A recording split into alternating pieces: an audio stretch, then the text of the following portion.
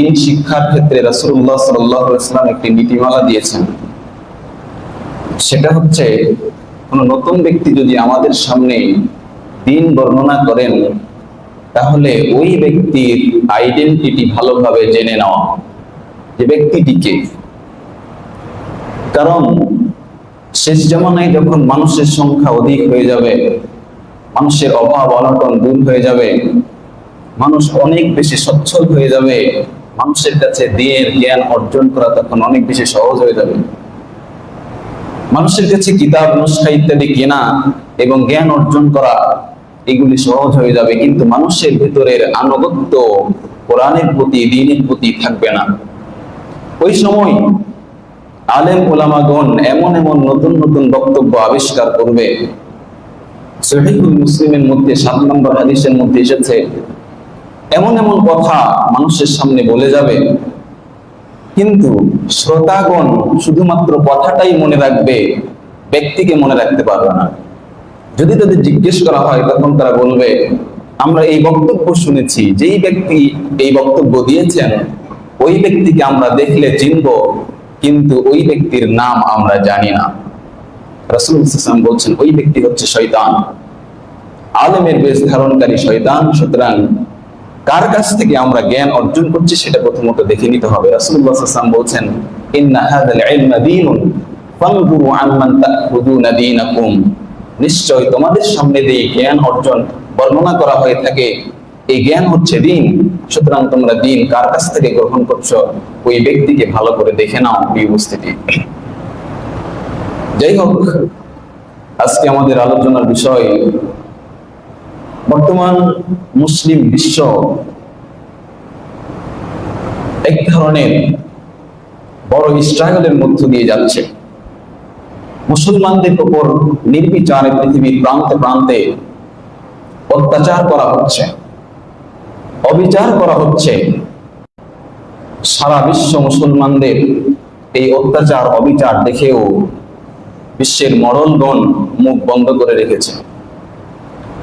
আমাদেরও কিছু করার নাই, আর বিশ্ব শক্তি যারা বিশ্বের মরল, তারাও আমাদের দিকে দৃষ্টি দিচ্ছে না। ফিলিস্তিনের অসংখ্য মুসলিমকে পরিবার হারা হতে হয়েছে, বস্তুচ্যুত হতে হয়েছে, তাদেরকে ঘর বাড়ি ছেড়ে দিতে হয়েছে, তাদের মসজিদগুলোকে ভেঙে দেওয়া হচ্ছে।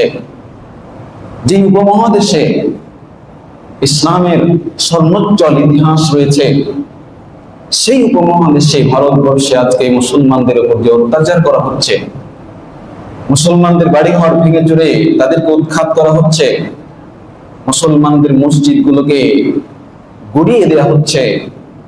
যে মসজিদের বড় বড় মিনার থেকে আল্লাহু আকবার পবিত্র মুখধ্বনি থেকে পবিত্র আওয়াজ বের হতো, যে আওয়াজে পুরো আসমান এবং জমিন মুখরিত হতো, সে আওয়াজ তারা শক্তির বলে নিভিয়ে দিতে চাচ্ছে।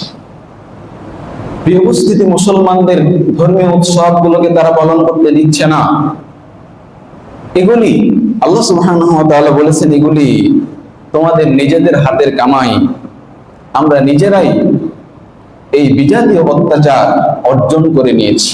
আল্লাহ বলছেন, ওমা আসাবাকুম মিন মুসিবাতিন ফাবিমা কাসাবাত আইদিকুম। তোমাদের উপর যে নির্মম অত্যাচার চলতেছে, এই অত্যাচার তোমরা নিজেরাই কামাই করে নিয়েছো। আমাদের স্বর্ণোজ্জ্বল ইতিহাস আছে। রাসূলুল্লাহ সাল্লাল্লাহু আলাইহি ওয়াসাল্লাম ফতেহে মক্কার পর থেকে নিয়ে একটা বিশাল সময়, প্রায় 1200 বছর আমাদের উপরে কেউ চোখ রাঙিয়ে কথা বলতে পারে নাই। বর্তমান সময়ে অপশক্তি আমাদের উপরে প্রভাব বিস্তার করছে, আধিপত্য বিস্তার করছে। এর কারণ কি? এই প্রধান কারণ হচ্ছে, আল্লাহ সুবহানাহু ওয়া তাআলা মুসলমানদেরকে একটা বড় শক্তি দিয়েছিলেন। যতদিন পর্যন্ত এই শক্তি মুসলিম সমাজ ধারণ করেছিল, ততদিন পর্যন্ত তাদের উপর কোনো অত্যাচার, কোনো অবিচার আসতে পারে নাই। কিন্তু যখন ওই মানুষ এই মহাশক্তিকে প্রত্যাখ্যান করেছে, অবহেলা করেছে, তখন থেকেই মুসলমানদের উপর একের পর এক বিপদ পুঁথির মালার মতো টপ টপ করে পড়ছে। সেই মহাশক্তি হচ্ছে মহাগ্রন্থ আল কোরআন, যতদিন পর্যন্ত মানুষ এই কোরআনকে ধারণ করেছে, কোরআন থেকে উপদেশ গ্রহণ করেছে, ততদিন পর্যন্ত মুসলমানদের উপরে কেউ চোখ রাঙিয়ে কথা বলতে পারেনি, ইতিহাস তাই বলে। কিন্তু যখনই আমরা কোরআনকে প্রত্যাখ্যান করেছি আমাদের জীবন আদর্শ থেকে, তখনই বিজাতীয় ব্যক্তিবর্গ আমাদের উপরে আধিপত্য বিস্তার করতে সুযোগ পেয়েছে। আল্লাহ সুবহানাহু ওয়া তাআলা তিনি বলছেন, তোমাদেরকে যে মহাগ্রন্থ আল কোরআন দিয়েছি এটা হচ্ছে হুদান লিন-নাস, মানুষদেরকে পথ দেখাবে, কখন কোন সময় কোন কাজ করতে হবে, কখন কোন সময় কোন কাজ করতে হবে না, সব গাইডলাইন এই কোরআনের মধ্যে দেয়া হয়েছে। এই কোরআন সম্পর্কে আল্লাহ সুবহানাহু ওয়া তাআলা বলেছেন, ওয়ানাজ্জিলু মিনাল কুরআনি মা হুয়া শিফা, এই কোরআন সমস্ত সমস্যার সমাধান। শুধুমাত্র শিফা ও মিনাস সুদুর নয়, মানুষের দেহের শিফা নয়, অন্তরের শিফা নয়, এই পৃথিবীতে যত ধরনের সমস্যার সম্মুখীন মানুষ হবে তার সমস্ত সমস্যার সমাধান আল্লাহ সুবহানাহু ওয়া তাআলা এই মহাগ্রন্থ আল কোরআনের মধ্যে দিয়েছেন। এবং আল্লাহ বলছেন, ওয়া হুদান, মানুষকে পথ দেখাবে এই কোরআন, মানুষকে বিপদ থেকে উত্তরণ করবে এই কোরআন। মানুষের কঠিন সময়ে, জরাজীর্ণ সময়ে এই কোরআন মানুষকে পথ দেখাবে। আর এই কোরআন অন্য কোন জাতিকে দেয়া হয়নি। আল্লাহ বলছেন, ওয়া রাহমাতুল লিল মুমিনিন, এটা শুধুমাত্র মুমিনদেরকে রহমত স্বরূপ দেয়া হয়েছে। আল্লাহ সুবহানাহু ওয়া তাআলা তিনি বলেছেন, এই মহাগ্রন্থ আল কোরআন মানব জীবনের সারা বিশ্বে এমন কোন জিনিস নাই যেই ব্যাপারে রাসূলুল্লাহ এই আল্লাহ সুবহানাহু ওয়া তাআলা এই পবিত্র কোরআনের মাধ্যমে বিশ্লেষণ করেন নাই। আল্লাহ সুবহানাহু ওয়া তাআলা তিনি ইরশাদ করছেন, ওয়ানাজ্জালনা আলাইকাল কিতাবা তিবয়ানান লিকুল্লি শাইইন, এই পৃথিবীতে এমন কোন বিষয় নাই যে বিষয়ে এই পবিত্র কোরআনের মধ্যে বিশদভাবে বিশ্লেষণ করা হয় নাই। বিপস্থিতি আল্লাহ বলছেন, ওয়া হুদান ওয়া বুশরা লিল মুসলিমিন, এটা মুসলমানদেরকে পথ দেখাবে এবং মুসলমানদের জন্য এটা হবে রহমত স্বরূপ। কিন্তু দুর্ভাগ্যজনক হচ্ছে এই কোরআন আমরা পরিপূর্ণভাবে বর্জন করেছি, একরকম বলাই চলে। মানুষের মধ্যে আজকে কোরআনের চর্চা নেই। যতটুকু আছে ততটুকু আমাদের নিজস্ব প্রয়োজনীয় স্বার্থে আমরা কোরআন চর্চা করে থাকি। এই পড়তে হবে, অথবা একটা হিফজখানায় চাকরি নিতে হবে, অথবা একটা কওমি মাদ্রাসায় চাকরি নিতে হবে, নিজের রূপ রুচি কিভাবে অর্জন করতে হবে, এটাই এখন কোরআন শিক্ষার মূল উদ্দেশ্য হয়ে উঠেছে। এবং বাস্তবিক অর্থে বাংলাদেশে বিভিন্ন খানকা দরবার শরীফে এই কোরআনকে ব্যবসা উৎস হিসেবে নির্ধারণ করা হয়েছে। আল্লাহ সুবহানাহু ওয়া তাআলা তিনি বলেছেন, মানুষ ততদিন পর্যন্ত কল্যাণের উপরে থাকবে, মানুষ ততদিন পর্যন্ত শক্তি অর্জন করে পৃথিবীর মধ্যে আধিপত্য লাভ করতে পারবে মুসলিম সমাজ, যতদিন পর্যন্ত তারা এই কোরআনকে ধারণ করবে। এই কোরআন হচ্ছে মহাশক্তি। আল্লাহ রাসূল সাল্লাল্লাহু আলাইহি ওয়াসাল্লাম তিনি বলেছেন, ইন্নাল্লাহা ইয়ারদাউ বিহাযাল কিতাবি আকওয়ামান, আল্লাহ এই কোরআনের মাধ্যমে অসংখ্য জাতিকে সম্মানিত করেছেন, মর্যাদায় উন্নীত করেছেন, এবং ওয়ায়াদউ বিহি আখারিন, আর অসংখ্য জাতিকে আল্লাহ সুবহানাহু ওয়া তাআলা এই কোরআনের মাধ্যমে তাদেরকে অধঃপতিত করেছেন। তাহলে কোরআন হচ্ছে এমন শক্তি, রাসূলুল্লাহ সাল্লাল্লাহু আলাইহি ওয়াসাল্লাম বলছেন, যার মাধ্যমে আল্লাহ পাক সুবহানাহু ওয়া তাআলা কিছু মানুষকে, কিছু জাতিকে মর্যাদায় উন্নীত করেছেন, আর কিছু জাতিকে আল্লাহ পাক সুবহানাহু ওয়া তাআলা এই কোরআনকে ছেড়ে দেওয়ার কারণে, কোরআন বর্জন করার কারণে তাদেরকে অধঃপতিত করেছেন। আল্লাহ পাক সুবহানাহু ওয়া তাআলা তিনি ইরশাদ করেন, ওয়ামান আ'রাদা আন যিকরি ফাইন্না লাহু মাঈশাতান দনকা, যারা কোরআন থেকে উপদেশ গ্রহণ বর্জন করবে, যারা কোরআনকে পরিত্যাগ করবে তাদের জীবন থেকে, তাদের ব্যক্তি জীবন থেকে, সামাজিক জীবন থেকে, রাষ্ট্রীয় জীবন থেকে, যারা কোরআনকে পরিত্যাগ করবে, আল্লাহ রাব্বুল আলামিন পৃথিবীতে তাদের জীবনকে সংকীর্ণ করে দেবেন। তাহলে আজকে যদি আমরা 92% মুসলমানের দেশে চিন্তা করি, তাহলে আমাদের ছোট্ট অবজারভেশনে এই মুসলমানদের মধ্যে কমপক্ষে 95% মুসলমান কোরআন পড়তেই জানে না। তার মধ্যে 92% মুসলমানের মধ্যে 98% মুসলমান তারা কোরআন চর্চাই করে না। 100 জনের মধ্যে 98 জন মুসলমান তারা কোরআন পড়েই না। আর যে কয়েকজন কোরআন পড়ে তারা কোরআনকে ব্যবসা হিসেবে ব্যবহার করে। কোরআনের যে মর্যাদা, সেই মর্যাদা তারা দেন না। আল্লাহর রাসূল সাল্লাল্লাহু আলাইহি ওয়াসাল্লাম এই দৃশ্যটুকু আজ থেকে 1450 বছর আগে বর্ণনা করেছেন। আল্লাহর নবী সাল্লাল্লাহু আলাইহি ওয়াসাল্লাম বলছেন, এই কোরআনের জ্ঞান পৃথিবীতে থাকবে না, এই কোরআনের মর্যাদা পৃথিবীতে থাকবে না। আল্লাহ রাসূল সাল্লাল্লাহু আলাইহি ওয়াসাল্লাম বলেন, ইয়াদরুসুল ইসলাম কামা ইয়াদরুসু ওয়াসুস সাও, ইসলাম উঠে যাবে ঠিক তেমনই ভাবে যেমন ভাবে একটা নকশি কাঁথার উপরে নকশা ছাপানো হয়, এরপরে সেই নকশা ধীরে ধীরে উঠে যায়, এরকম ভাবে ইসলামও ধীরে ধীরে পৃথিবী থেকে মুছে যাবে। হাত্তা লা ইদরা মা সিয়ামুন ওয়ালা সালাতুন ওয়ালা নুসুকুন ওয়ালা সাদাকাতুন, মানুষ ওই সময় জানবেই না সালাত কি জিনিস, সিয়াম কি জিনিস, কুরবানি কি জিনিস, সাদাকা কি জিনিস, এই বিষয়গুলো তাদের অবগতিতে থাকবে না। আল্লাহর নবী সাল্লাল্লাহু আলাইহি ওয়াসাল্লাম পরক্ষণে বলছেন, ওয়াইসরা আলা কিতাবিল্লাহি ফি লাইলাতিন, এরপরে আল্লাহ পাক সুবহানাহু ওয়া তাআলা এক রাত্রে মহাগ্রন্থ আল কোরআনকে উঠিয়ে নেবেন এবং ফালা ইয়াবকা ফিল আরদি মিনহু আয়া, একটি আয়াতও পৃথিবীতে আর বিরাজমান থাকবে না। এর মানে কি আল্লাহ পাক সুবহানাহু ওয়া তাআলা পৃথিবী থেকে এই কোরআনের নুসখাগুলি উঠিয়ে নেবেন? উঠিয়ে নেবেন না। আল্লাহ পাক ওয়াদা দিয়েছেন কোরআনের এই নুসখাগুলির হেফাজত তিনি করবেন। কোরআনের হুফাজগুলোকে কি আল্লাহ পাক সুবহানাহু ওয়া তাআলা উঠিয়ে নেবেন? আল্লাহ পাক কোরআনের হুফাজদেরকে উঠিয়ে নেবেন না।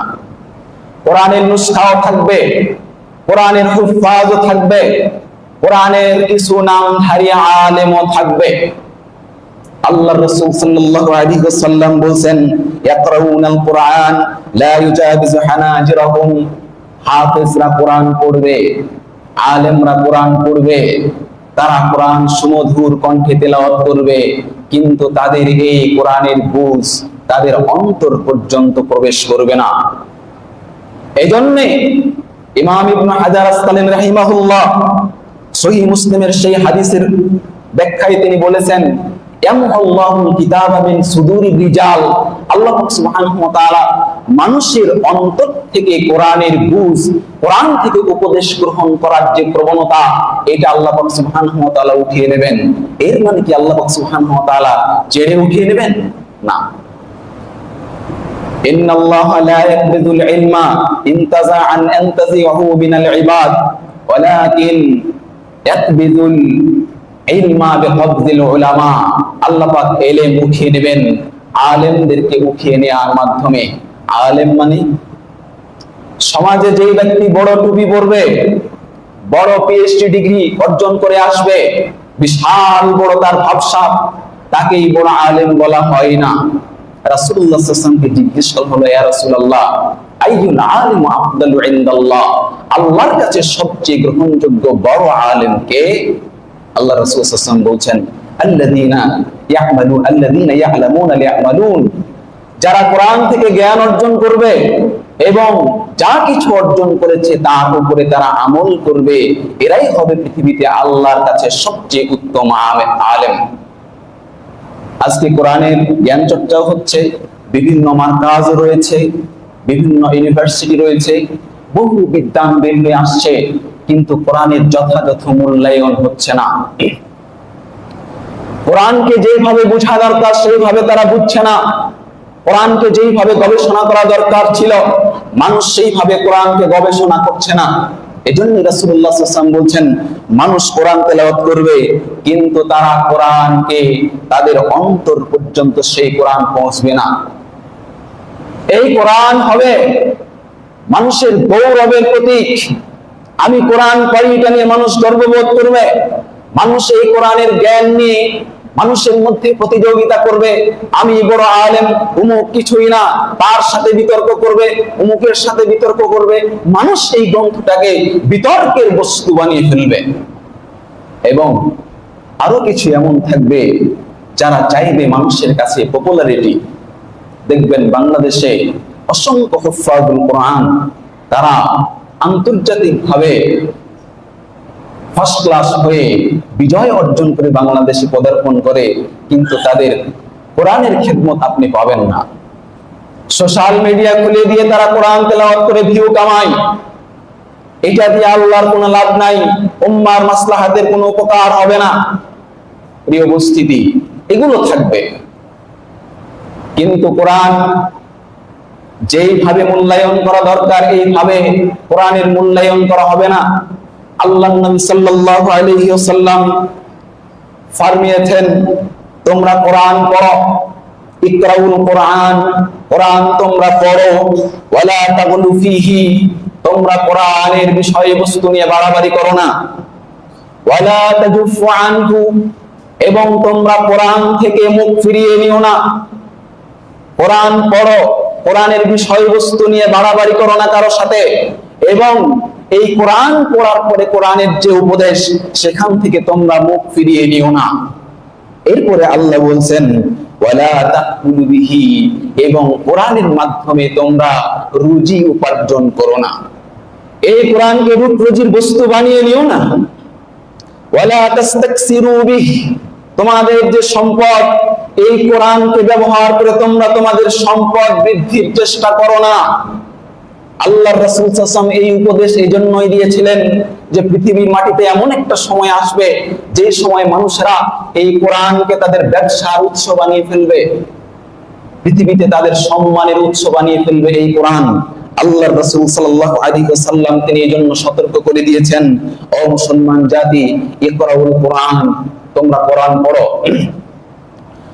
ওয়াসআলুল্লাহু বিহি, এবং এই কোরআন পড়ে আল্লাহর কাছে দোয়া করো।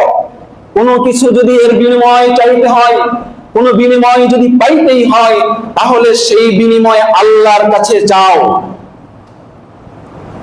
এটা এই জন্য বললেন ক্বাবলা আইয়াজিয়া, ওই দিন আসার পূর্বে, ক্বাবলা আইয়াজিয়া কাউমুন ইয়াকরাউনাল কোরআন ইয়াসআলুনা বিহিন নাস, ওই সময় আসার পূর্বে, ওই জাতি আসার পূর্বে, যখন মানুষেরা কোরআন পড়বে আর এই কোরআনের মাধ্যমে মানুষের কাছে এর বিনিময় প্রত্যাশা করবে।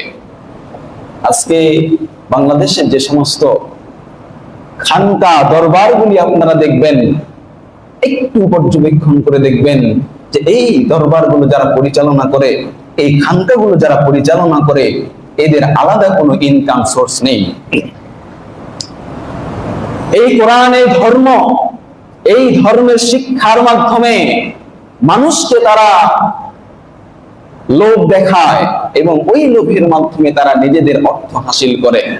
একটা কার্ড ধরিয়ে দেবে, কোন এক আব্বাজান রহমতুল্লাহ আলাইহি তাদেরকে এই কার্ড দিয়েছেন, 1000 টাকা করে কিনে নিয়ে যাবে, তোমাদের আলুর বস্তায় রাখবে, আলু বৃদ্ধি পাবে, ধানের জমিতে দেবে, ধান বৃদ্ধি পাবে। বিভিন্ন ভাবে এই মিথ্যাচার করা হচ্ছে কোরআনকে ব্যবহার করে। এটা তাদের মতো ঠিক যেমন ভাবে ইহুদি খ্রিস্টানদের যে ধর্মীয় আলেম, ধর্মীয় পণ্ডিতরা এই কাজগুলি করত। ইহুদিদের আলেমদেরকে আহবার বলা হয় আর খ্রিস্টানদের আলেমদেরকে রুহবান বলা হয়। আল্লাহ পাক সুবহানাহু ওয়া তাআলা পবিত্র কোরআনের মধ্যে বলছেন, ইয়া আইয়ুহাল্লাযীনা আমানু ইন্না কাসীরাম মিনাল আহবারি ওয়ার রুহবানি লা ইয়াকুলুনা আমওয়ালান নাস বিল বাতিল। ইহুদি খ্রিস্টানদের যে পণ্ডিতগুলো ছিল, ইহুদিদের আহবারগুলি, খ্রিস্টানদের রুহবানগুলি, তারা মানুষের কাছে ধর্ম উপস্থাপন করে ধর্মীয় গ্রন্থের মাধ্যমে মানুষের কাছ থেকে অর্থ উপার্জন করত। আল্লাহ বলছেন বিল বাতিল, এটা অবৈধভাবে তারা অর্জন করত। ঠিক বাংলাদেশে কোরআনকে, সারা পৃথিবীতে এই কোরআনকে তাদের ব্যবসার উৎস বানানো হয়েছে। এই কোরআন যে কারণে প্রেরণ করা হয়েছে, সেই কোরআনের মর্যাদা এখন আর নাই। যদি সেই কোরআনের মর্যাদা থাকতো, কোরআন যেভাবে উপদেশ দিয়েছে, মানুষ যদি ঠিক সেইভাবে উপদেশ গ্রহণ করত, তাহলে মানুষের আজকের এই দুর্দিন দেখতে হতো না। আল্লাহ সুবহানাহু ওয়া তাআলা বলেছেন, আমি কোরআন নাজিল করেছি, কিতাবুন আনজালনাহু ইলাইকা মুবারাকুন লিয়াদাব্বারু আয়াতিহি ওয়া লিয়াযাক্কারু উলুল আলবাব। আমি কোরআন নাজিল করেছি তোমাদের মধ্যে যারা উলুল আলবাব, যারা জ্ঞানী মানুষ, তারা এই কোরআনকে গবেষণা করবে। লিয়াদাব্বারু, কোরআনকে গবেষণা করার জন্য প্রেরণ করা হয়েছে। এবং ওয়াযাক্কারু, এর মধ্যে তোমাদের জন্য উপদেশ রয়েছে, যে উপদেশগুলো তোমাদেরকে বিভিন্ন বাধা বিপত্তি থেকে উত্তরণ করবে। যে অত্যাচারের পৃথিবী মুসলমানদের উপরে, এই অত্যাচার থেকে এই কোরআনই মানুষকে মুক্তি দিতে পারবে। আল্লাহ সুবহানাহু ওয়া তাআলা তাই মানুষকে উদ্দেশ্য করে বলছেন, আফালা ইয়াতাদাব্বারুনাল কোরআন, তোমাদের কি হলো যে তোমরা কোরআন নিয়ে গবেষণা করা ছেড়ে দিলে? তোমাদের কি এমন হয়ে গেল যে কোরআন থেকে উপদেশ গ্রহণ করা তোমরা ছেড়ে দিলে? আল্লাহ বলছেন, আফালা ইয়াতাদাব্বারুনাল কোরআন আম আলা কুলুবিন আকফালুহা। কি হলো তোমাদের যে তোমরা এই কোরআন নিয়ে গবেষণা করা ছেড়ে দিলে? তোমাদের অন্তর কিসে তালাবদ্ধ করে দিল? কেন তোমরা কোরআন থেকে এইভাবে মুখ ফিরিয়ে নিলে? যে কোরআন তোমাদের জন্য মহাশক্তি, যে কোরআন তোমাদের জন্য মহা পথ প্রদর্শক, তোমাদের জন্য রহমত, সেই কোরআন তোমরা কেন বিচ্ছিন্ন করলে? যদি আজকের পৃথিবী এই কোরআন যে গাইডলাইন দিয়েছে, এই গাইডলাইন অনুসরণ করত, তাহলে যেভাবে আজকে নির্যাতিত হচ্ছে, নিপীড়িত হচ্ছে, এইভাবে অন্তত নির্যাতিত নিপীড়িত হতো না। আল্লাহ সুবহানাহু ওয়া তাআলা পবিত্র কোরআনের মধ্যে বলছেন, আতিউল্লাহ ওয়া রাসূল, হে পৃথিবীর মানুষ, তোমরা আল্লাহ এবং তার রাসূলের আনুগত্য করো। ওয়ালা তানাযাউ ফাতাফশালু ওয়া তাযহাবা রিহুকুম, তোমরা পরস্পরের মধ্যে ঝগড়া বিবাদ করো না। পরস্পরের যে ভ্রাতৃত্বের সম্পর্ক, এটাকে তোমরা নষ্ট করে দিও না। আল্লাহর রাসূল সাল্লাল্লাহু আলাইহি ওয়াসাল্লাম তিনি বলছেন, সহিহ মুসলিমের হাদিস, যখন তার আপন চাচাকে হারালেন, স্ত্রী হারালেন, শক্তি একেবারেই নেই, তাইফের ময়দানে দ্বীন প্রচারের জন্য রাসূলুল্লাহ সাল্লাল্লাহু আলাইহি ওয়াসাল্লাম গেলেন। তাইফবাসী রাসূলুল্লাহ সাল্লাল্লাহু আলাইহি ওয়াসাল্লামকে ইট ঢিল পাথর মেরে দূর দূর করে তাড়িয়ে দিলেন, তিরস্কার করে। আল্লাহর রাসূল সাল্লাল্লাহু আলাইহি ওয়াসাল্লাম তখন ক্লান্ত শরীরে বসে হতাশ হয়ে পড়লেন। দ্বীন কিভাবে প্রচার করবেন তিনি উম্মার মাঝে? মহান আল্লাহ সুবহানাহু ওয়া তাআলা সেই সময় রাসূলুল্লাহ সাল্লাল্লাহু আলাইহি ওয়াসাল্লামকে দেখালেন, হে মুহাম্মদ, আল্লাহর নবী বলছেন, আমার সামনে আল্লাহ পাক সুবহানাহু ওয়া তাআলা পুরো পৃথিবীটাকে সংকুচিত করে উপস্থাপন করলেন, সারা পৃথিবীটাকে ভাঁজ করে উপস্থাপন করলেন। আমি সমস্ত পৃথিবীর এক প্রান্ত থেকে অপর প্রান্ত দেখলাম। এরপরে আল্লাহ পাক সুবহানাহু ওয়া তাআলা আমাকে জানালেন, মুহাম্মদ, এই সমস্ত পৃথিবীতে আমি আল্লাহ রাব্বুল আলামিন দায়িত্ব নিচ্ছি, তোমার উম্মতকে বিস্তৃত করবই। আল্লাহর রাসূল সাল্লাল্লাহু আলাইহি ওয়াসাল্লাম বললেন, আমি যেহেতু খুশি হলাম, খুশিতে আল্লাহর কাছে তিনটা আবদার করলাম। এর এক নম্বর আবদার ছিল, আল্লাহ, আপনি আমার উম্মতকে ইহুদি খ্রিস্টান মুশরিক বেঈমানদের অত্যাচারের মাধ্যমে ধ্বংস করে দিয়েন না। আল্লাহ পাক আমার এই এক নম্বর আবদারটা কবুল করলেন। আমি আবার আল্লাহর কাছে আবদার করলাম, আল্লাহ, নূহের জাতি সহ বিভিন্ন জাতিকে তারা পাপ কাজ করার কারণে, তাদের পাপাচারের কারণে, আল্লাহর অবাধ্যতার কারণে আপনি যেভাবে তাদেরকে প্লাবন দিয়ে ধ্বংস করে দিয়েছেন, আসমানি গজব দিয়ে, জমিনি গজব দিয়ে ধ্বংস করে দিয়েছেন, আপনি আমার উম্মতকে সেইভাবে আসমানি জমিনি গজব দিয়ে ধ্বংস করে দিয়েন না। আমার আল্লাহ আমার দুই নাম্বার আবদারটাও রাখলেন। তিন নাম্বার আরেকটা আবদার করলাম, আল্লাহ, আপনি আমার উম্মতের মধ্যকার পরস্পরের দ্বন্দ্বের মাধ্যমে তাদেরকে তাদের শক্তি কেড়ে নিয়েন না, তাদেরকে ধ্বংস করে দিয়েন না। আল্লাহ রাব্বুল আলামিন আমার এই 3 নাম্বার দোয়াটা কবুল করলেন না।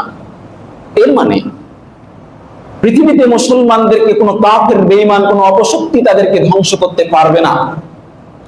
মুসলমানদেরকে ধ্বংস করার জন্য মুসলমান নিজেরাই দায়ী।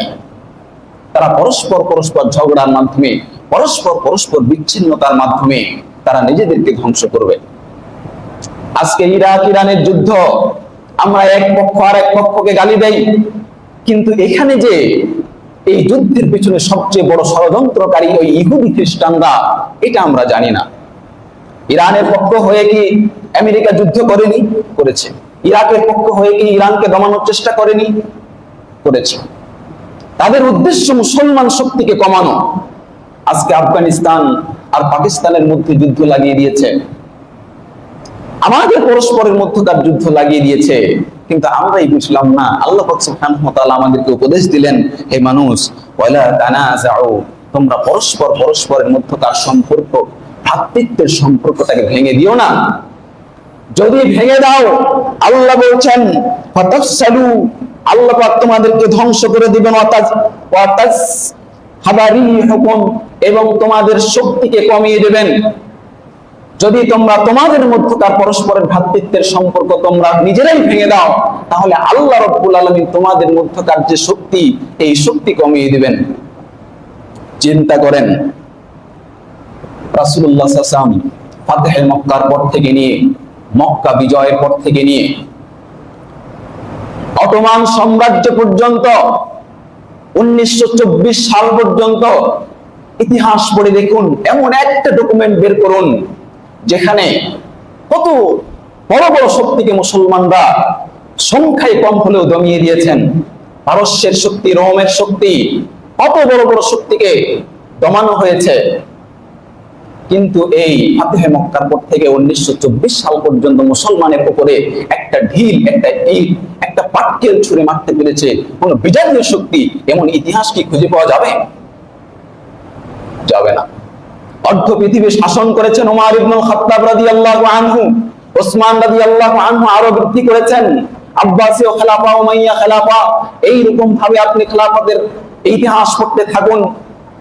ওসমানীয় সাম্রাজ্য পর্যন্ত আপনি খুলুন, কোথাও মুসলমানরা কোনোদিন নির্যাতিত হওয়ার কোনো ইতিহাস নেই।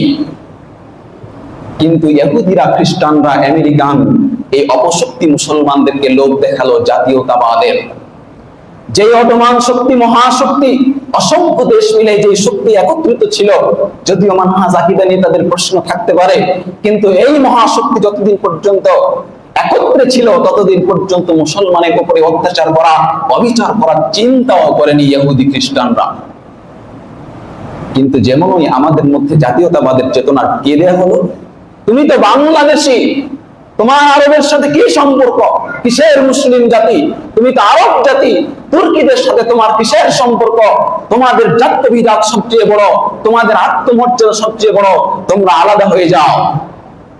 আমরা ওই ইহুদি খ্রিস্টানদের পাতানো ফাঁদে পা দিয়ে আমাদের সেই শক্তি আমরা কমিয়ে দিয়েছি। এরই কিছুদিন পরে আফগানিস্তানে তারা বোমা হামলা করলো, বোমা বিস্ফোরণ করলো এই ফিলিস্তিনে মসজিদুল আকসায়। মুসলমানদের পবিত্র ভূমিতে যখন এই বড় বিস্ফোরণ হলো, মুসলমানদের বিবেক আবার জাগ্রত হলো। তারা মনে করলেন, না, আমাদের এই বাইতুল মাকদিসকে বাঁচাতে হলে আবার আমাদেরকে ঐক্যবদ্ধ হতে হবে। সেই ঐক্যবদ্ধের চেতনা আবার ফিরল। তারা ঐক্যবদ্ধ হলো ঠিকই, নাম দিল OIC, organisation of Islamic conference. তৎকালীন সময় এই নাম দিল। কনফারেন্সের মাধ্যমে লাভ কি? পৃথিবীতে আল্লাহ পাক কি কনফারেন্সকে শক্তি দিয়েছেন? এটাকে কি শক্তি বলা হয়েছে? এই কনফারেন্স দিয়ে তো লাভ নাই। এরপরে তারা কনফারেন্স চেঞ্জ করে নাম দিল অর্গানাইজেশন কোঅপারেশন। ওআইসি এর পূর্ণরূপ কি দিল? Organisation of Islamic cooperation. তারা একজন আরেকজনকে সাহায্য করবে, অর্থাৎ জাতিটাকে তারা ভিখিরি বানিয়ে দিল। ইহুদিরা ফিলিস্তিনে আক্রমণ করবে, আর আমরা ওআইসি সেখানে তারা ত্রাণ দিবে, খাদ্য পাঠাবে, তারা সেখানে সমবেদনা প্রকাশ করবে। এই ওআইসি দিয়ে কি লাভ? প্রিয় উপস্থিতি, সুতরাং এগুলি আর মুসলমানদের শক্তি হিসেবে কাজ করে না। এই ভিক্ষাবৃত্তি করে ইসলামের শক্তি কোনোদিন ছিল না। আল্লাহ রাসূল সাল্লাল্লাহু আলাইহি ওয়াসাল্লাম শক্তি অর্জনের জন্য কখনোই ভিক্ষাবৃত্তির এই পথকে বেছে নেন নাই। প্রিয় উপস্থিতি, যদি আমরা কোরআন মানতাম, কোরআনের মধ্যে ভিক্ষাবৃত্তিকে প্রধান শক্তি বলা হয়নি, বলা হয়েছে সামরিক শক্তিকে সবচেয়ে বড় শক্তি বলা হয়েছে। আল্লাহ পাক সুবহানাহু ওয়া তাআলা তিনি বলছেন, যখন জালুত বাহিনীর অত্যাচার বেড়ে গেল পৃথিবীতে। আল্লাহ পাক সুবহানাহু ওয়া তাআলা দাউদ আলাইহিস সালামকে প্রেরণ করলেন। জালুত বাহিনীর পৃথিবীর যে অত্যাচার করা, এই অত্যাচারকে বন্ধ করার জন্য আল্লাহ পাক দাউদ আলাইহিস সালামকে প্রেরণ করলেন। আল্লাহ বলছেন অকাতালা দাউদ জালুত, এবং এই জালুত গোষ্ঠীকে দাউদ আলাইহিস সালাম পৃথিবী থেকে নিঃশেষ করে দিলেন, তাদেরকে একটা একটা করে হত্যা করলেন।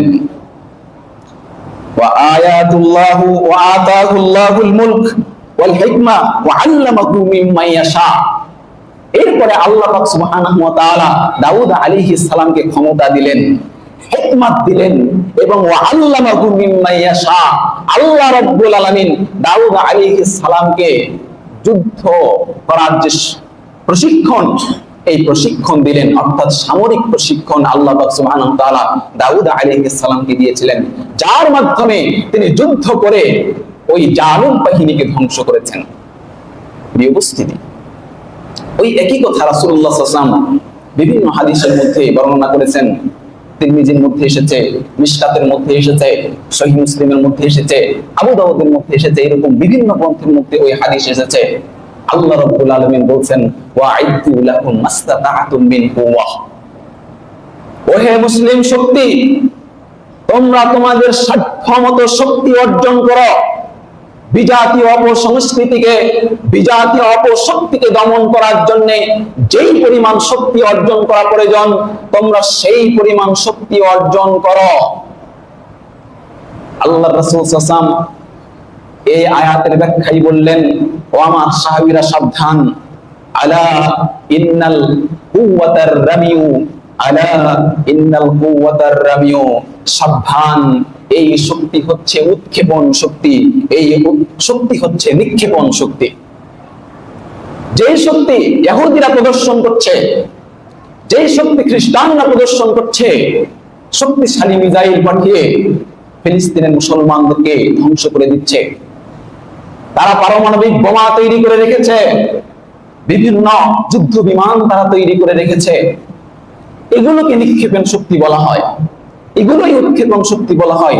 এটাই রাসূলুল্লাহ সাল্লাল্লাহু আলাইহি ওয়াসাল্লাম বলছেন, ও মুসলমানেরা, তোমরা সেই শক্তি অর্জন করো। ওয়া'ইদু লাহুম মাসতাতা'তুম মিন কুওয়া, তোমাদের যতটুকু সাধ্য আছে সমস্ত সাধ্যের বিনিময়ে হলেও তোমরা সেই শক্তি অর্জন করো। আলা ইন্নাল কুওয়াতার রামিউ, আর ওই শক্তি হচ্ছে নিক্ষেপণ শক্তি, ওই শক্তি হচ্ছে উৎক্ষেপণ শক্তি। তরবারির শক্তি যার থাকবে না, এটা রাসূলুল্লাহ সাল্লাল্লাহু আলাইহি ওয়াসাল্লামের এই হাদিস থেকে বোঝা যায়। তবে আমাদের ওলামায়ে কিরামগণ এই হাদিসগুলো সাধারণত বর্ণনা করেন না। আমি জানি না যে আপনারা এই হাদিস কোনোদিন শুনেছেন কিনা। তবে ওই হাদিস ঠিকই বর্ণনা করা হয় যে তোমরা তোমাদের যুদ্ধের জন্য তোমাদের ঘোড়াগুলোকে লালন পালন করো, তোমাদের অস্ত্র তরবারিগুলোকে ধার দিয়ে রাখো। এই হাদিস আপনি শুনে থাকবেন, কিন্তু যেই হাদিস আপনার সামনে বর্ণনা করলে গবেষণা করা দরকার, পরমাণু বিজ্ঞান নিয়ে গবেষণা করা দরকার, বিভিন্ন মিসাইল তৈরি করতে হলে যে গবেষণা করা দরকার, এই গবেষণায় ভাটা পড়বে, আলেমদের ব্যবসা বন্ধ হয়ে যাবে। এই জন্য তারা এই আয়াতকে যেভাবে বর্ণনা করা দরকার ওইভাবে বর্ণনা করছে না। আজকে এলেমকে ততদূর পর্যন্ত রাখা হয়েছে যতদিন পর্যন্ত একটা মাযহাবকে টিকানো যায়, একটা মাযহাবের পক্ষে দলিল দেয়া যায়, একটা দলের পক্ষে দলিল দেয়া যায়, মানুষ ততটুকু কোরআন নিয়ে রিসার্চ করছে। কিন্তু পুরা উম্মার জন্য, পুরা মুসলিম উম্মাকে মুক্ত করার জন্য যেই ইলম, যেই গবেষণা করা দরকার, সেই ইলম গবেষণা মুসলিম বিশ্ব থেকে উঠে গেছে। যার কারণেই আল্লাহ সুবহানাহু ওয়া তাআলা মুসলমানদের উপরে আধিপত্য শক্তিকে বিস্তার করেছেন। এজন্যই আল্লাহ পাক সুবহানাহু ওয়া তাআলা তিনি ইরশাদ করছেন, কাযালিকা নুওয়াল্লিয যালিমিনা, কাযালিকা বা'দায যালিমিনা, কাযালিকা নুওয়াল্লি বা'দায যালিমিনা বা'দান। এভাবেই আল্লাহ পাক কিছু জালেমের উপরে আরো কিছু জালেমকে কর্তৃত্ব দেওয়ার সুযোগ করে দেন। এর মানে আমরা কোরআনকে পরিত্যাগ করে আমরা এক ধরনের জালেম হয়ে গেছি। আল্লাহ সুবহানাহু ওয়া তাআলা এই কথাটাই পবিত্র কোরআনের মধ্যে ইরশাদ করছেন। আল্লাহ সুবহানাহু ওয়া তাআলা বলছেন, ইন্না আরাসনাল আমানাতা আলাস সামাওয়াতি ওয়াল আরদ ওয়াল জিবাল ফাআবাইনা আন ইয়াহমিলনাহা ওয়া আশফাকনা মিনহা ওয়া হামালাহাল ইনসান। ইন্নাহু কানা যালুমান জাহুলা। আল্লাহ বলছেন আমি এই মহাগ্রন্থ আল কোরআনকে আসমান এবং জমিনের কাছে উপস্থাপন করেছিলাম, তারা যেন গ্রহণ করে। এই আমানতকে, এই কোরআন থেকে উপদেশকে আল্লাহ রাব্বুল আলামিন আসমান জমিনের সামনে উপস্থাপন করেছিলেন, কিন্তু তারা কেউই এই আমানতদারিতা গ্রহণ করতে রাজি হয় নাই। কিন্তু আল্লাহ বলছেন ওয়া হামালাহাল ইনসান, মানুষ এই দায়িত্ব গ্রহণ করেছে। তারা ইসলামী শরিয়া মানবে, তারা কোরআন থেকে উপদেশ গ্রহণ করবে, এই আমানতদারিতা তারা গ্রহণ করেছে। আল্লাহ বলছেন ইন্নাহু কানা যালুমান জাহুলা, আসলে নিতান্তই এই মানব জাতি একটা জালেম এবং জাহেল। জাহেল মানে তারা কোরআন পড়বে না, কোরআন থেকে জ্ঞান অর্জন করবে না, এজন্য তারা জাহেল। আর তারা যতটুকু জানবে এটার উপরে তারা আমল করবে না, এজন্যই তারা জালেম। তাই আল্লাহ রাসূল সাল্লাল্লাহু আল্লাহ সুবহানাহু ওয়া তাআলা বলেন কাযালিকা নুওয়াল্লি বা'দাদ যালিমিনা বা'দান, একজন কিছু জালেমকে কিছু জালেমের উপরে কর্তৃত্ব দেয়া হয়, প্রভাব বিস্তারের সুযোগ করে দেয়া হয় তখন, যখন মানুষ কোরআন থেকে বিচ্ছিন্ন হয়ে যায়, যখন মানুষ কোরআন থেকে উপদেশ গ্রহণ করা থেকে বিচ্ছিন্ন হয়ে যায়। আল্লাহ রাসূল সাল্লাল্লাহু আলাইহি ওয়াসাল্লাম তিনি বলছেন, সহিহ মুসলিমের হাদিস, ওয়ালা ইয়ানকুযু আহদাল্লাহি ওয়া আহদা রাসূলিহি, যখন মানুষ আল্লাহ এবং তার রাসূলের সাথে কৃত ওয়াদা ভঙ্গ করবে, অর্থাৎ তারা যে আমানতদারিতা গ্রহণ করেছে এই আমানতদারিতা যখন তারা লঙ্ঘন করবে, আল্লাহর নবী সাল্লাল্লাহু আলাইহি সাল্লাম বলেন ইল্লা সাল্লাল্লাহু আলাইহিম, আল্লাহ তাদের উপরে তাদের কর্তৃত্ব আধিপত্য চাপিয়ে দেবেন। চাপিয়ে দিয়েছেন। তাই মুসলমানদের হাজার হাজার সংস্কৃতি আজকে পৃথিবী থেকে উৎখাত।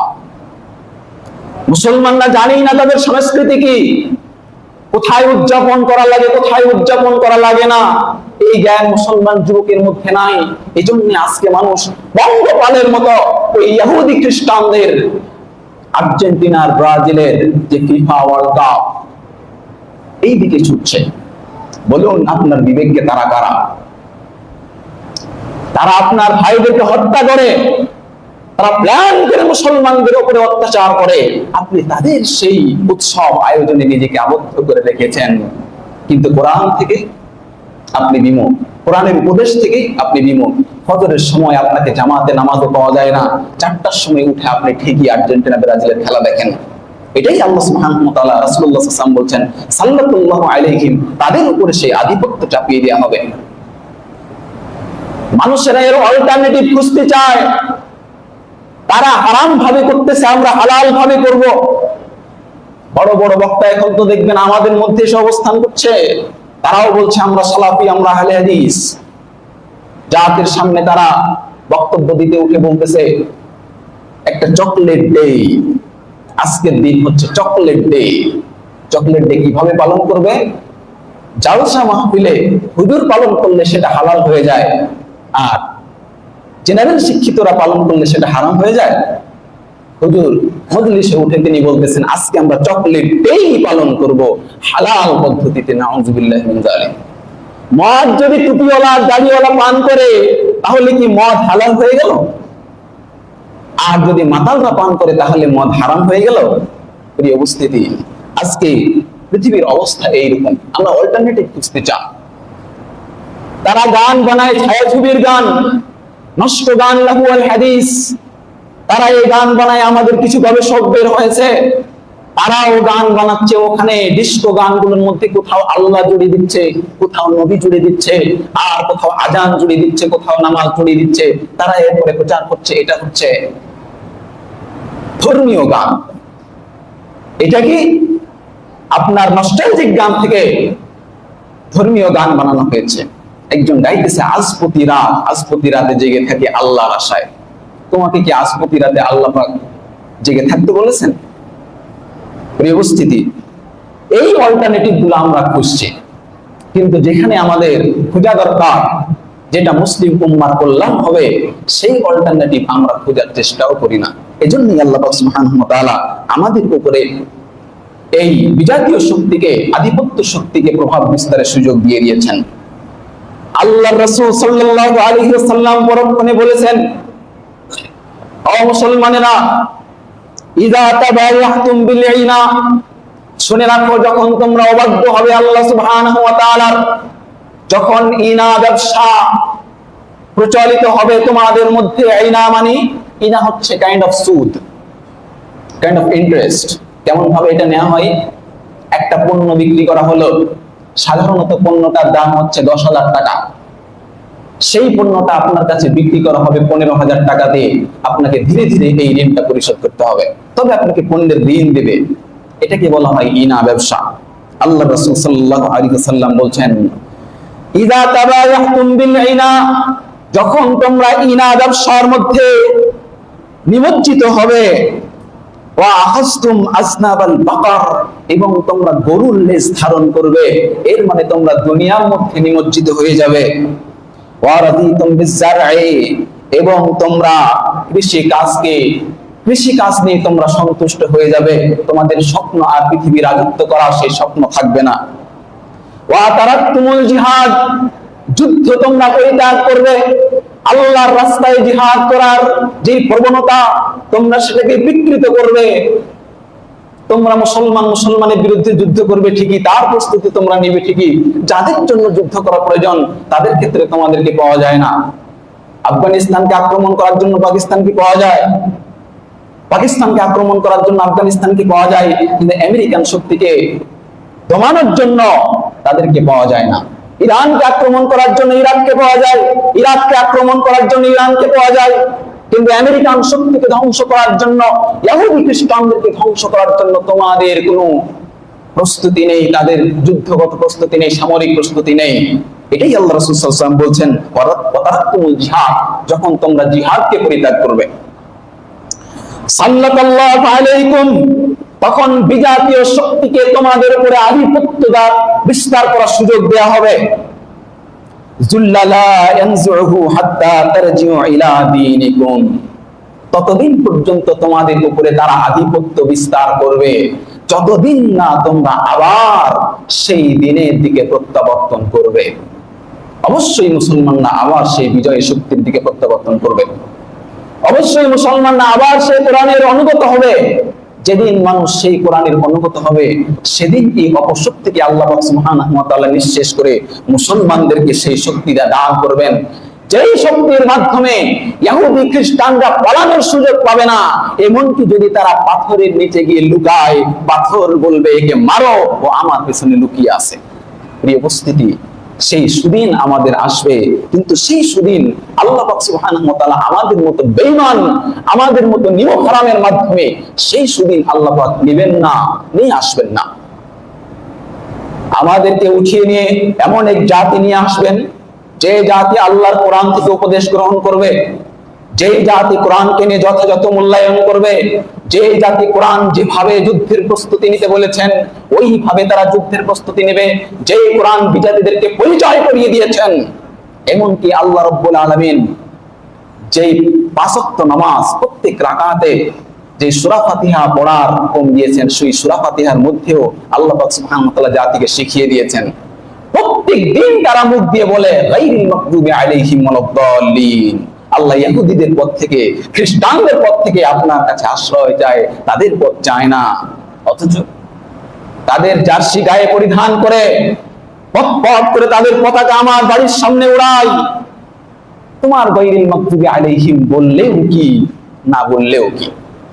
প্রিয় উপস্থিতি, সুতরাং আমরা যদি নিজেরা সংশোধন না হই, আল্লাহ পাক সুবহানাহু ওয়া তাআলা তিনি বলছেন, ইন্নাল্লাহা লা ইউগাইয়িরু মা বিকওমিন হাত্তা ইউগাইয়িরু মা বিআনফুসিহিম, আল্লাহ পাক ওই জাতিকে ততদিন পর্যন্ত পরিবর্তন করবেন না যতদিন না তারা নিজেরা নিজেদেরকে পরিবর্তন করে নেয়। সুতরাং আমরা যদি কোরআনকে যথাযথ মূল্যায়ন করি, তাহলে আমরা সেই সুদিন আমাদের মধ্যে আবার আসবে। আর যদি আমরা কোরআনকে এইরকম করে বিকৃত অবস্থায় রেখে দিই, শুধুমাত্র মাসহাফের মধ্যে দুমড়ে মুচড়ে নিজের টকের উপরে রেখে দিলাম, চালের উপরে রেখে দিলাম, যদি আমরা যতদিন পর্যন্ত এইরকম রেখে দিব, আল্লাহ ততদিন পর্যন্ত আমাদের থেকে মুখ ফিরিয়ে নেবেন, আমাদেরকে সহযোগিতা করবেন না। আল্লাহ পাক সুবহানাহু ওয়া তাআলা তিনি বলছেন, ওয়া'দাল্লাহুল্লাযীনা আমানু মিনকুম ওয়া আমিলুস সালিহাত লা ইস্তাখলিফান্নাহুম ফিল আরদি কামা আস্তাখলিফাল্লাযীনা মিন ক্বাবলিহিম। আল্লাহ পাক সুবহানাহু ওয়া তাআলা ওয়াদা দিয়েছেন, তিনি প্রতিজ্ঞা করেছেন যারা ঈমান আনবে ওয়া আমিলুস সালিহাত এবং ভালো কাজ করবে, কোরআন যেভাবে গাইড দিয়েছে সেই গাইডগুলি তারা অনুসরণ করবে, আল্লাহ রাব্বুল আলামিন তাহলে তোমাদেরকে লা ইস্তাখলিফান্নাহুম ফিল আরদ, তোমাদেরকে পৃথিবীর প্রতিনিধিত্ব দান করবেন, যেমন ভাবে কামা ইস্তাখলাফান্নাল্লাযীনা মিন ক্বাবলিহিম, যেমন ভাবে তোমাদের পূর্ববর্তীদেরকে সেই প্রতিনিধিত্ব দান করা হয়েছিল। প্রায় 1300 বছর ধরে মুসলমানরা পৃথিবী শাসন করেছে। 1300 বছর ধরে মুসলমানদের উপরে কেউ একটা ঢিল ছুটতে পারে নাই। আর আজকে অবাক দৃষ্টিতে তাকিয়ে থাকা ছাড়া আমাদের কোনো উপায় নাই। ভারতের মুসলমানদেরকে যেভাবে নির্যাতন করা হচ্ছে, আমাদের ভাইদেরকে যেভাবে অত্যাচার করা হচ্ছে, নিকৃষ্ট জানোয়ারগুলি যেই উৎকৃষ্ট পবিত্র মুখ দিয়ে আল্লাহু আকবার ধ্বনি উচ্চারিত হয়, সেই ধ্বনিতে তারা জোরপূর্বক জয় শ্রীরাম বলিয়ে নিচ্ছে। এই দুঃখ কোথায় বলবো? কিং কর্তব্য বিমূঢ়, আল্লাহর কাছে অভিযোগ দেওয়া ছাড়া আমাদের আর কিছু করার নাই। চোখের পানি ছেড়ে ভাইয়ের প্রতি আমাদের এই আর্তনাদ উপরের দিকে প্রেরণ করা ছাড়া আমাদের আর কোনো গতি নাই। আমাদের কোনো মরণ নাই, এই পৃথিবীতে আমাদের কোনো সাহায্যকারী নাই। যারা আমাদের পক্ষ হয়ে মুসলমানদের পক্ষ হয়ে মুসলমানদের পক্ষে বিচার করবে বিজাতীয় ভারতীয় উগ্রপন্থী হিন্দুদের প্রিয় উপস্থিতি। অথচ এই ভারতবর্ষ স্বর্ণোজ্জ্বল ইতিহাস, পুরো ভারতবর্ষকে সাজিয়ে রেখেছিল আমাদের মুসলমান জাতি। সেই মসজিদের মিনারগুলো আজকে ভেঙে ফেলা হচ্ছে, সেই মসজিদগুলো আজকে ভেঙে ফেলা হচ্ছে, সেই ঐতিহ্যের সেই মাদ্রাসাগুলোকে আজকে গুড়িয়ে দেওয়া হচ্ছে, ঈদগাহগুলোকে আজকে গুড়িয়ে দেওয়া হচ্ছে। এটা শুধুমাত্র আমরা আল্লাহর কাছে রেখে যাব, আল্লাহ এর বিচার করবেন। আমাদের কিছু করার নাই, আমাদের হাতে শক্তি নাই, আমাদের মরণ নাই যাদের কাছে আমরা এর বিচার দিব। প্রিয় উপস্থিতি, সুতরাং আল্লাহ রাব্বুল আলামিন মানুষদেরকে আহ্বান করছেন, ওহে মানুষেরা তোমরা আসো, যেভাবে তোমরা কোরআন থেকে বিচ্ছিন্ন হয়েছ তোমরা আবার সেই কোরআনের দিকে ফিরে আসো। তোমাদের কি এমন হয়ে গেল? তোমরা কি এমন পেলে বিজাতীয় সংস্কৃতির মধ্যে, ইহুদি খ্রিস্টানদের মধ্যে তোমরা কি এমন পেয়ে গেলে যে ফামা লাহুম আনি যিকরি মুরিদিন, যে আল্লাহ রাব্বুল আলামিনের কোরআন থেকে তোমরা মুখ ফিরিয়ে নিলে? তোমরা অপসংস্কৃতির মধ্যে কি এমন পেলে? হিন্দু খ্রিস্টান বৌদ্ধ ইহুদি তাদের মধ্যে তোমরা কি এমন ইন্টারেস্টিং জিনিস পেলে যে তোমরা আমি আল্লাহর উপদেশ থেকে কোরআন থেকে তোমরা মুখ ফিরিয়ে নিলে? কাআন্নাকুম হুমুরুন মুস্তানফিরা ফাররাত মিন কাসওয়ারাতিন, যেমন ভাবে সিংহকে দেখে গাধা বন জঙ্গলে দৌড় দেয় তার জীবন রক্ষার জন্য, তোমরা দেখছি কোরআন থেকে আল্লাহ বলছেন যে তোমরা কোরআন থেকে সেই গাধার মতো পলায়ন করছো। যেমন ভাবে গাধা সিংহ দেখে পলায়ন করে জীবন বাঁচানোর জন্য, মানুষেরা সেই রকম ভাবে কোরআন থেকে পলায়ন করছে। রাসূলুল্লাহ সাল্লাল্লাহু আলাইহি ওয়াসাল্লাম তিনি ফরমিয়েছেন, আমার উদাহরণ হচ্ছে ইন্না মাসালি ওয়া মাসালুন নাস, আমার উদাহরণ হচ্ছে এবং এই উম্মতের উদাহরণ হচ্ছে ওই ব্যক্তির মতো যেই ব্যক্তি একটা গভীর জঙ্গলে গভীর রাত্রে একটা অগ্নিকুণ্ড প্রজ্বলিত করলো এবং ওই অগ্নিকুণ্ড দেখে জঙ্গলের পোকামাকড় গুলো এসে আগুনের মধ্যে ঝাঁপিয়ে ঝাঁপিয়ে পড়তে লাগলো। যেই ব্যক্তি আগুনটা জ্বালিয়েছে ওই ব্যক্তি ওই পোকাগুলোকে এইভাবে হাত দিয়ে সরাচ্ছে। আল্লাহ রাসূল সাল্লাল্লাহু আলাইহি ওয়াসাল্লাম বলছেন, পোকাগুলোকে যতই সরাচ্ছে পোকাগুলো ততই আগুনের মধ্যে লাফিয়ে লাফিয়ে পড়ছে। এই পোকাগুলোকে বলা হয় ফরাশ। আল্লাহ রাসূল সাল্লাল্লাহু আলাইহি ওয়াসাল্লাম বলছেন, আমার উদাহরণ হচ্ছে ওই লোকটার মতো যে আগুন জ্বালিয়েছে তার মতো। আমি আমার উম্মতের কমর ধরে তাদেরকে জাহান্নাম থেকে টান দিচ্ছি, আর তারা আমার বিপরীতে শক্তি প্রয়োগ করে তারা জাহান্নামের মধ্যে ঝাঁপিয়ে ঝাঁপিয়ে পড়ছে। প্রিয় উপস্থিতি, আল্লাহ সুবহানাহু ওয়া তাআলা পবিত্র কোরআন খুলে দেখুন আল্লাহ আমাদেরকে কিভাবে উপদেশ দিচ্ছেন, কিভাবে গাইড দিচ্ছেন, যে গাইড আমাদেরকে বিভিন্ন বিপদ থেকে উত্তরণ করবেন, যে পরহেজগারিতা, যে দ্বীনদারিতা আমাদেরকে বিপদ থেকে উদ্ধার করবেন। সেই দ্বীনদারিতা যদি আমাদের থাকতো তাহলে আল্লাহ সত্যিকার অর্থে আমাদেরকে বিপদ থেকে উদ্ধার করতেন। রাসূলুল্লাহ সাল্লাল্লাহু আলাইহি ওয়াসাল্লাম বলছেন, বনী ইসরাইলের তিনজন ব্যক্তি বৃষ্টির সময় তারা হাঁটছিলেন, বৃষ্টির সময় তারা বৃষ্টি থেকে বাঁচার জন্য একটা গুহার মধ্যে ঢুকলেন। এমন সময় উপরের পাহাড় তাদের গুহার যে মুখ সেটা বন্ধ করে দিল, এমন সময় তারা শক্তি প্রয়োগ করেও সেই গুহা থেকে বের হতে পারে না। তারা জানে যেখানেই আমাদেরকে মরে যেতে হবে। তারা আল্লাহর কাছে তাদের তাকওয়া সেই আমলের, সৎ আমলের বর্ণনাগুলি দিতে লাগলেন যে আল্লাহ আমি এই কাজ করেছিলাম তোমার সন্তুষ্টির জন্য, আল্লাহ আমি ওই কাজ করেছিলাম তোমার সন্তুষ্টির জন্য, এর মাধ্যমে হলেও তুমি আজকের এই মহা বিপদ থেকে আমাদেরকে বাঁচাও। ওই দিন আল্লাহ সুবহানাহু ওয়া তাআলা বনী ইসরাঈলের এই তিনজন ব্যক্তি, যাদের পৃথিবীতে আর বাঁচার কোনো পথ ছিল না, যাদের প্রত্যাবর্তন করার আর কোনো পথ ছিল না, আল্লাহ সেখান থেকেও তাদেরকে উদ্ধার করেছেন। যদিও আমাদের কোনো মরণ নাই, যদিও আমাদের পক্ষে কোনো শক্তি নাই, মহাশক্তি নাই, তবু আমাদের মহাশক্তি হচ্ছে আমাদের তাকওয়া। যদি আমরা সেই তাকওয়া কোরআন থেকে গ্রহণ করতে পারতাম, যদি আমরা সেই পরহেজগারিতা, দ্বীনদারিতা কোরআন ও রাসূলুল্লাহ সাল্লাল্লাহু আলাইহি ওয়াসাল্লামের সুন্নাহ থেকে আমরা গ্রহণ করতে পারতাম, তাহলে অবশ্যই আল্লাহ পাক সুবহানাহু ওয়া তাআলা আমাদেরকে আবার সেই দিন এনে দিতেন, আবার সেই মহাদিন এনে দিতেন, যেই সময় আমাদের উপরে আর বিজাতীয় শক্তিদের আক্রমণ চলতো না, আর কোনো আমাদের মসজিদ দৌড়াতে হতো না, আমাদের মসজিদ গুলো ভেঙে ভেঙে খান খান হতো না, আমাদের মিনার গুলো আজকে আজানের ধ্বনি থেকে বন্ধ হয়ে যেত না। এই উপস্থিতি। সুতরাং আমাদেরকে আবার সেই কোরআনের দিকেই প্রত্যাবর্তন করতে হবে। যেই দিক ছাড়া আমাদের আর কোনো পথ নাই, আমাদেরকে আবার সেই দিকে প্রত্যাবর্তন করতে হবে। আমাদের সন্তানদেরকে যে মার্কাজ এখানে তৈরি হয়েছে আহলে হাদিসের, এই মার্কাজে আপনাদের প্রতিটি সন্তানকে দান করতে হবে। রাসূলুল্লাহ সাল্লাল্লাহু আলাইহি ওয়াসাল্লামের কাছে একজন সাহাবী, তারা দুই ভাই, দুই ভাইয়ের মধ্যে একজন এসে রাসূলুল্লাহ সাল্লাল্লাহু আলাইহি ওয়াসাল্লামের কাছে থাকতেন, শুধুমাত্র ইলম অর্জন করতেন, আর একজন শুধুমাত্র রুজি অর্জনের জন্য পৃথিবীতে ছুটে বেড়াতেন। তিনি এসে তার মনে হলো যে আমার দুই ভাই, আমরা দুজন মিলে যদি সংসারের হাল ধরতাম তাহলে হয়তোবা আমরা সহজ হতো আমাদের সংসার পরিচালনা করা। এসে ওই ব্যক্তি রাসূলুল্লাহ সাল্লাল্লাহু আলাইহি ওয়াসাল্লামকে বললেন, ইয়া রাসূলুল্লাহ, আমার ভাই শুধুমাত্র আপনার কাছে এসে পড়ে থাকে, সেও যদি আমার সাথে একটু কাজ কাম করতো তাহলে আমার জন্য সংসারের এই বোঝাটা হালকা হতো। আল্লাহ রাসূল সাল্লাল্লাহু আলাইহি ওয়াসাল্লাম বললেন যে তোমার ওই ভাই জ্ঞান অর্জনের পথে আছে বলেই আল্লাহ পাক সুবহানাহু ওয়া তাআলা তোমার জন্য তোমার রুজি রুটি আল্লাহ পাক জমিনে ছড়িয়ে ছিটিয়ে দিয়েছেন। সুতরাং জ্ঞান অর্জন করলে, আপনার সন্তানকে জ্ঞান অর্জন করালে, মাদ্রাসায় ভর্তি করলে, কোরআন শিক্ষা করলে আশা করা যায় যে আল্লাহ পাক আপনার রুজির মধ্যে কোনো অভাব দেবেন না, কোনো অনটন আপনার মধ্যে আসবে না। কোরআন চর্চার মধ্যে নিমজ্জিত থাকলে আল্লাহ পাক অভাব দেন না। আল্লাহ পাক সুবহানাহু ওয়া তাআলা আমাদের সন্তানদেরকে এবং আমাদের সবাইকে এই কোরআনের পথে এসে কোরআন থেকে উপদেশ গ্রহণ করে নিজেদেরকে পৃথিবীতে সফলতা অর্জন করার তৌফিক দান করুন, করি আমিন, আল্লাহুম্মা আমিন। আল্লাহ পাক আমাদের বিজাতীয় আধিপত্যবাদ থেকে আমাদেরকে হেফাজত করুন, আমরা পড়ি আমিন, আল্লাহুম্মা আমিন।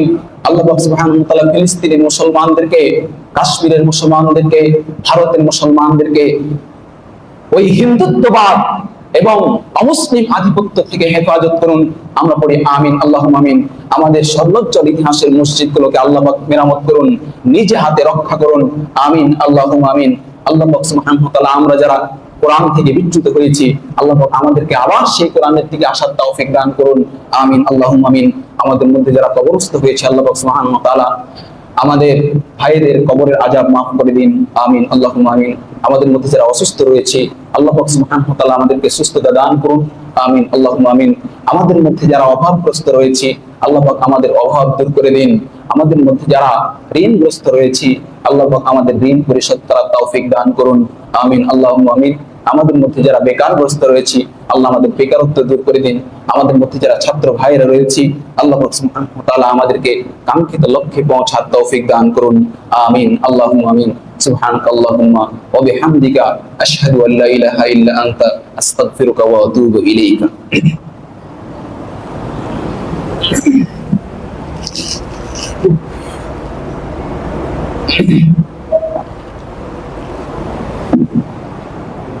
إن الحمد لله نحمده ونستعينه ونعوذ بالله من شرور أنفسنا ومن سيئات أعمالنا من يهده الله فلا مضل له ومن يضلل فلا هادي له ونشهد أن لا إله إلا الله وحده لا شريك له ونشهد أن محمدا عبده ورسوله أما بعد فأعوذ بالله من الشيطان الرجيم بسم الله الرحمن الرحيم يا أيها الذين آمنوا إذا نودي للصلاة من يوم الجمعة فاسعوا إلى ذكر الله وذروا البيع ذلكم خير لكم إن كنتم تعلمون عباد الله রাহিমাকুমুল্লাহ।